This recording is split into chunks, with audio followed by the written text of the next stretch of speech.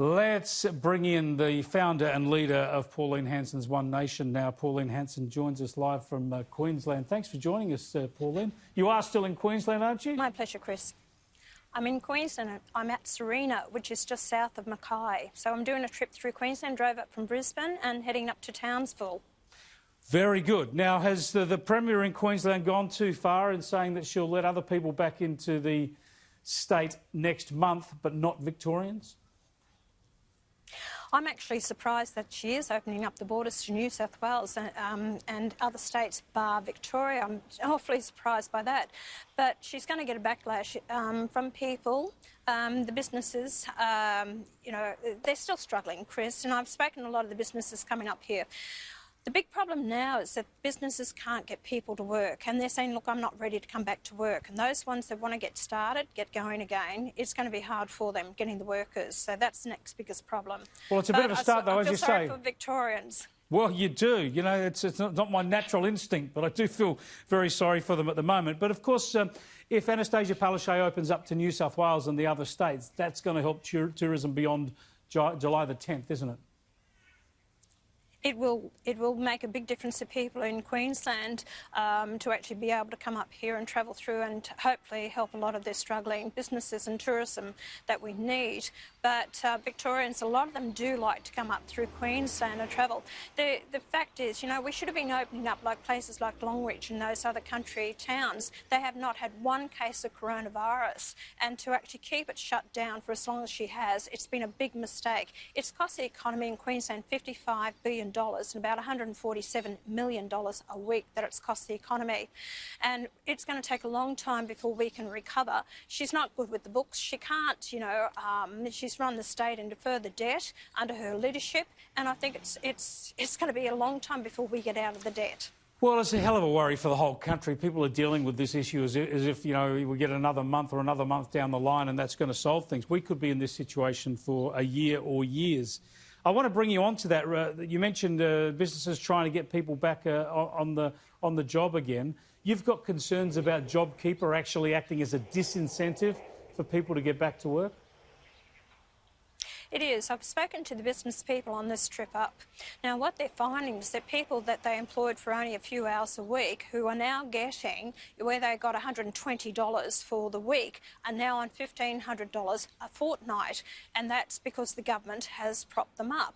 The thing is that these people don't want to come to work, and it's causing rifts in the employees in that business. So people who are on full-time, they're only getting $1,500 a week. Those people, compared to those people, only did a few hours work a week. I've spoken to the government, and actually I raised this with them, a couple of months ago, and I said, you're wrong how you did it. You should have actually put them in categories. The first category up to 10 hours a week, the second category up to 20 hours a week, and then after that. So that if you're in the first category, you got $500 a fortnight, the second category $1,000 a fortnight, third category $1,500 a fortnight. Now, with these people, they've said some people want to put on people, they've advertised for the job, or they've asked their employees to come back. They've said, I'm not ready to come back to work. So I spoke to the minister today and I said, how do you feel about that? I said, I will tell business people, if you put an offer of a job to someone, they refuse to take that job, if they're on Jobseeker or JobKeeper, that I will actually report them. I want businesses to inform my office who they are. I will then report it to you and you will follow it up. She said, please do it. So this is Michaelia Cash you've been talking down to? On these people. Yeah, well, we're going to... No, it's Anne Ruston. Oh, Anne Ruston, of course. Anne Ruston, who is yeah.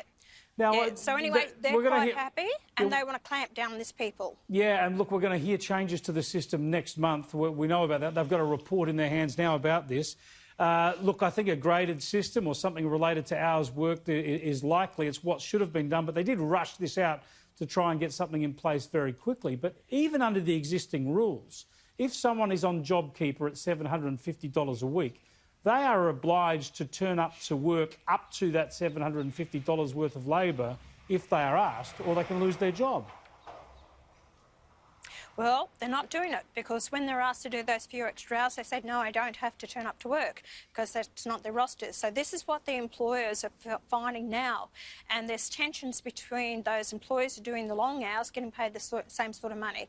And it's been a big impost on the businesses as well, because they've got to come up front with the money, and a lot of them are in debt now to actually pay those wages up front, and some of them are behind the 8 ball because it's taken the government quite a few weeks to actually reimburse them that money.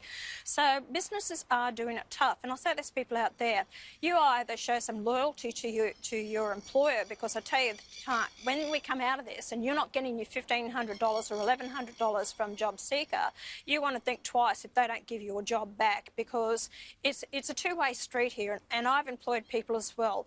I'll remember those people that didn't show their loyalty to me and turn up to work and pull these stunts, because I tell you what, you'd be the last person that I'd put on. This must apply to Jobseeker as well, because that's been doubled, and so in the end, the Jobseeker or dole payment is almost as much as JobKeeper. So it'll be what we've heard from the Prime Minister. He thinks there's a disincentive there to get people back into work just when we need people to be grabbing any opportunity that could come their way.